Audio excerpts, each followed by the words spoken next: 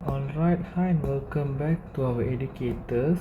So ini video part 2 for elements in group 1. Okay, so I've already done part 1, which I discussed briefly about this group 1.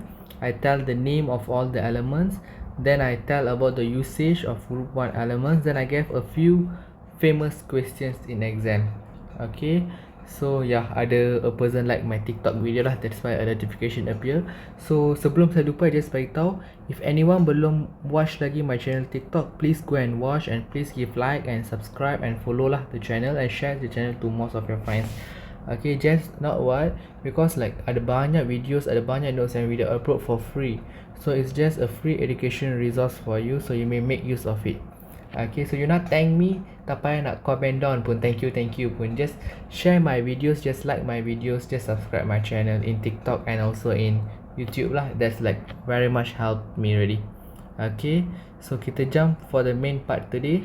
Part 2, changes in physical properties of elements when going down group 17. Okay, first of all, I want to ask you all, tahu tak we have two things, okay, physical properties, okay, and we have another one, chemical properties. Okay, we have two things, betul tak? Okay, onwards this topic you will learn more about physical properties and chemical properties. Sekarang you belajar physical and chemical properties for group 1, group 17, nanti period 3 pun mungkin belajar. Then masuk chapter 5 you will learn for covalent, ionic, then nanti masuk acid base lagi lah banyak physical properties. Okay, so you should understand what is physical properties and chemical properties means basically. Okay, nak make the matter simple kan. Okay, physical properties, something you can see. Okay, you can see, you can see, while this one chemical properties you cannot see. Okay, I just ask you, okay, like now we are saying that sodium 2.8.1, right, the electron arrangement, it will deliver its one electron, correct, to achieve stability. So can you see that thing? You cannot. So that is the chemical property, understand, something that you cannot see.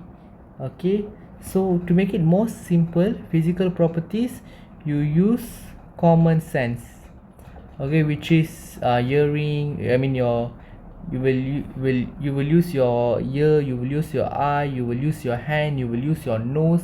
But this one, chemical properties, doesn't use common sense. That's it. Okay, this is the simplest definition or simplest meaning that I can say, okay, for physical and chemical properties.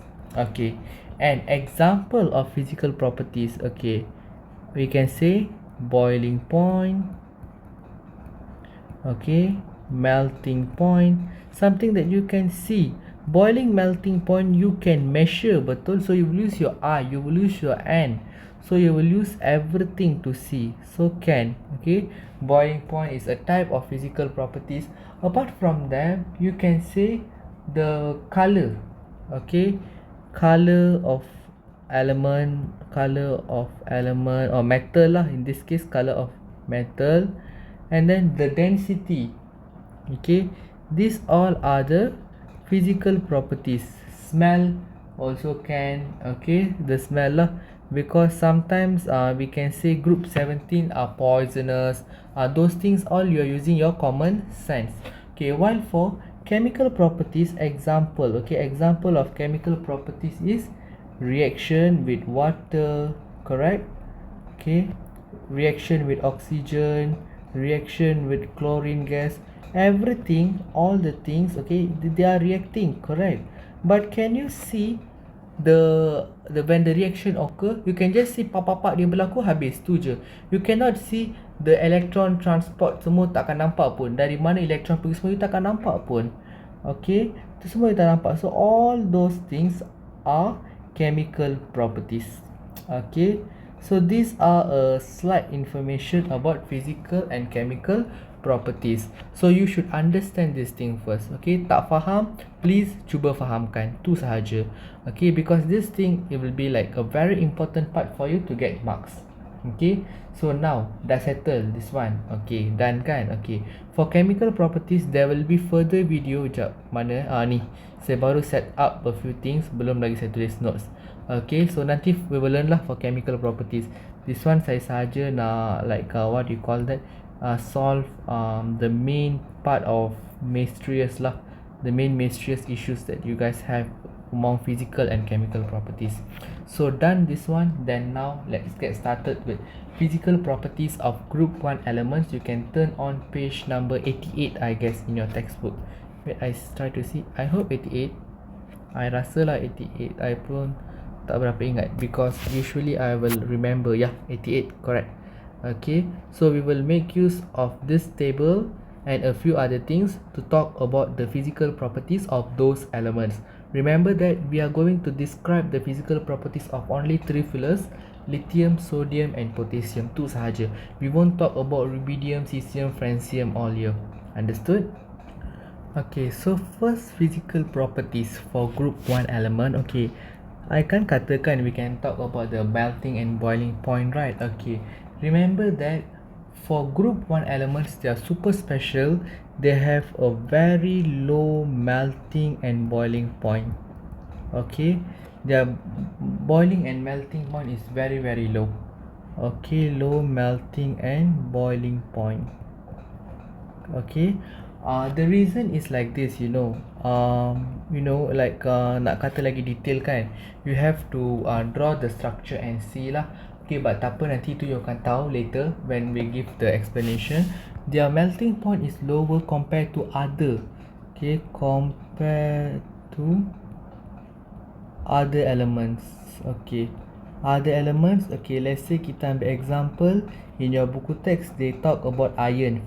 Okay, so this group 1 punya boiling and melting point is lower than iron itself actually, because like iron punya melting point, when I show you, is literally 1550 degrees Celsius, but you see here lithium punya pun just reach 186. Okay, and the boiling point for lithium is here 1342. You know how much for iron? 2760, literally 2 times higher than the normal one. Understand? So to make it more simple, it's just like you should know that compared to all other elements, group 1 punya element punya boiling and also melting point is very low. Okay, understand? Okay, next point. Okay, next point, group 1 dah kata alkaline metals, so they are soft metals actually. They are metals. Everyone in group 1 is metal, but they are soft metals. Okay, they are soft metal. And third thing is they have a low density. Okay, low density. Okay, the density is lower lah. And because of they have a low density, so they can float on the surface of water. Okay, they can float on the surface of water without any problem. Okay, because the density is low, man. Low density mesti dia boleh float on the surface of water. So you can tell all this as the apa nak kata answer in the exam. Understand? You can tell. People won't apa nak kata give wrong for you. Okay, because this all what you can see. You can see dia punya density low when they float in the water. Betul tak? So something that you use your common sense, correct? So tak ada masalah, still betul lah. Okay, and last one, the surface of the metal. Okay, they have a grey shiny surface. Okay, kelabu kilat I guess in bahasa. Okay, so their surface is a grey shiny surface. So you should know all these things. Okay, so low melting point and boiling point you can see from your eye lah. Soft metal you can touch, you can use your hand, you can see. So correct lah what I say, betul tak? Use your common sense. Something you see, you feel actually, you can feel. Okay, so this is the reason lah, the primary reason for this thing. Understood? Okay, now not only about the physical properties, we should talk about their condition in terms of physical properties when going down the group. Okay, so I ask you now for lithium, sodium and also potassium, you should know their proton number by fact, betul tak?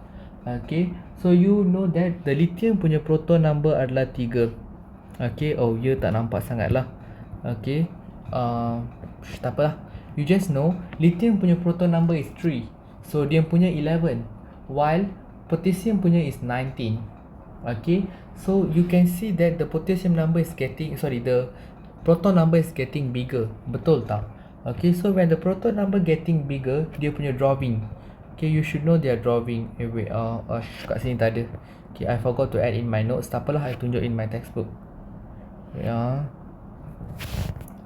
Okay, this is your textbook. Mana dia? You see ya? This one. Lithium punya hanya 3. Ni 11, ni 19. So the atomic size is getting bigger when going down the group. You agree tak sekarang? Now you agree, right? Okay. So when the atomic size is getting bigger, why is getting bigger? Because the number of shells occupied by electrons or filled by electrons is getting increasing by going down the group. Okay, so what happened to the melting and boiling point? So that is what we are going to talk now. Okay, so just a minute, I want to add a few things before we go for a further discussion. Okay, so now saya dah crop out dah the drawing. Okay, so you can see the drawing, right? Saya jangan mengada-ngada kalau tak faham drawing pun. Drawing ni we draw based on the proton number. Okay, so you know the proton number, then you know lah, for atom the proton number is same with the number of electrons. So if the lithium we have the proton number 3, so their number of electrons is simply 3. So you know first shell can occupy maximum 2 and next shell is the another one lah. So try to see the valence shell. Here also have one valence, here also have one valence, and this final flow also have one valence. So overall all of these flows have one valence electron only. Understand? Okay, so now go a bit. First thing, you want to compare. Okay, compare boiling and melting point. Boiling and melting point. Okay, so by start comparing, okay, first thing, okay, to compare you should start with atomic size, correct? Okay, so now which one's atomic size is getting bigger? Okay, is it lithium's atomic size is big, sodium or potassium? Okay, so for sure you know that the atomic size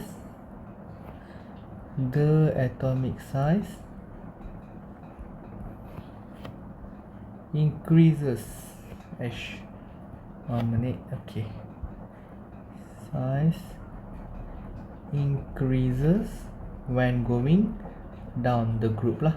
Okay, so it's okay, I make a complete sentence. When going down the group 1. Okay, so what happened next? Okay, you agree that the atomic size increases, so the atomic radius also increases lah. So the atomic radius increases. Okay, so when the atomic radius increases, this means the number of shells occupied by electrons increases when going down the group, correct? So the number of shells occupied by electrons increases. Okay, so all done right now. Okay, now only you should talk about the force of attraction. Okay, remember that for boiling point no need to mention about the position of nucleus and valence shell all. You just talk about the atomic size, atomic radius, number of shell, then you terus jump to the force of attraction. Okay, so you know force of attraction for atoms becoming weaker because nampak tak, this one from the nucleus, from the nucleus to mengacau lah, from the nucleus to the valence shell the distance is small. Cuba tengok from the nucleus to the valence shell for sodium and from the nucleus to the valence shell for potassium, which one bigger? So potassium punya bigger, correct? So the atomic size increases ni betul lah, but remember that proton kat sini, electron kat sini, so nampak tak jauh? Okay, like you put your magnet, first magnet kat sini, your second magnet kat sini. In this case your first magnet kat sini, second magnet kat sini, which one cepat tertarik? Of course lah, first one, betul?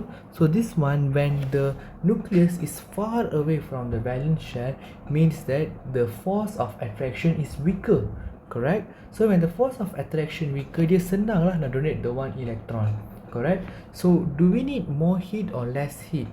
Dah nama pun force of attraction dia weak. Kan force of attraction dia weak. Remember, force of attraction kalau weak, easy to break. So kalau easy to break, do I need to supply more heat, or just a small amount of heat is enough? Just a small amount of heat is enough. So you just say force of attraction, mana? Attraction between atoms weaker. Okay, so between the atoms weaker, what does it cause? Wait, 1 minute. Weaker. Okay, so when the force of attractions between the atoms are weaker, we need less heat, correct? So this is the complete answer. Less heat required. Why the less heat required? Because the force is weak, right? So just say less heat required to overcome the weak attraction force. Okay, dah siap lah. To overcome the weak attraction force.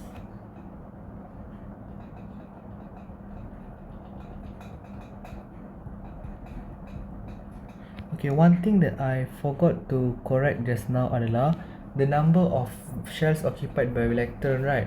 Okay, actually if you write in the real exam, right, tak perlu pun. Okay, I mean just enough if you tell about the atomic radius, then you terus jump to the fourth point, which is about the which is about the force of attraction. Okay, just jump to there, enough.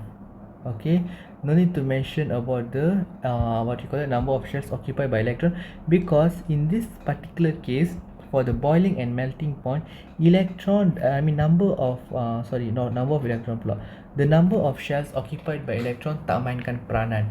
It's just amount of atomic size tu saja. Like atomic size dia bigger, then dia punya force of attraction is weak. So when force of attraction weak, nama pun force of attraction weak. So do we need more heat or less heat? Of course less heat. You should mention about the number of shells occupied when you're comparing the reactivity. If the question asks which one easily can donate the electron, for sure lah, still potassium can easily donate the electron, because the force of attractions between the atom is weaker, right? Okay, it's weaker, so for sure it can easily donate its valence electron. So itu next part. So if they ask you to talk about boiling point, you should talk about the atomic size first. Bagi tahu lah, if this one is just general answer. If they ask between lithium and sodium, then you say the atomic size for sodium is bigger than lithium. So the atomic radius also for sodium is bigger than lithium. Hence the force of attraction between proton in the nucleus and valence electron in the valence shell for sodium is weaker compared to the force of attraction between proton in nucleus and electrons and valence electron in the valence shell for lithium.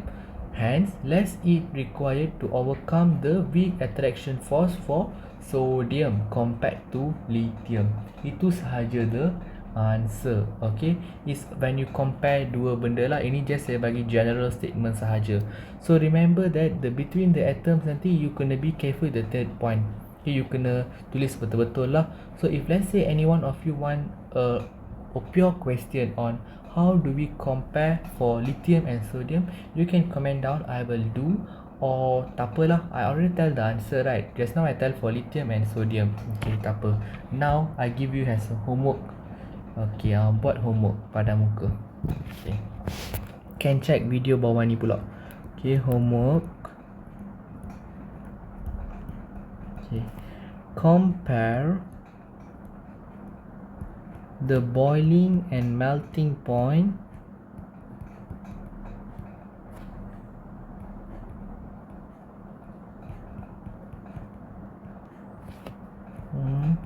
between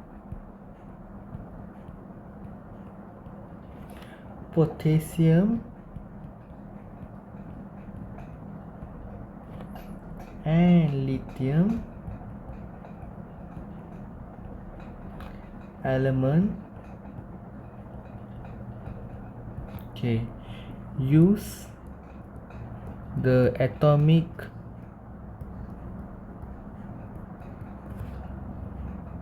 diagram or raja struktur atom, atomic structure diagram ke apa, use the atomic drawings ke apa je lah. Okay, use the what's the thing actually, use the wait, okay, use the electron arrangement diagram. Yeah, this is the word, electron arrangement diagram to support your answer pada muka. Okay, so jawablah soalan ni. Nampak macam susah, but it's just a simple question. Okay, I give 5 marks. Okay, so try to answer and see my next video, which is about this thing. Okay, about explaining the boiling and melting point. Okay, for 2 specific element. Okay, so you cuba jawab dulu and tengok the video. Don't tanpa jawab, jangan tengok that video. It's just a waste of time lah for me to explain everything.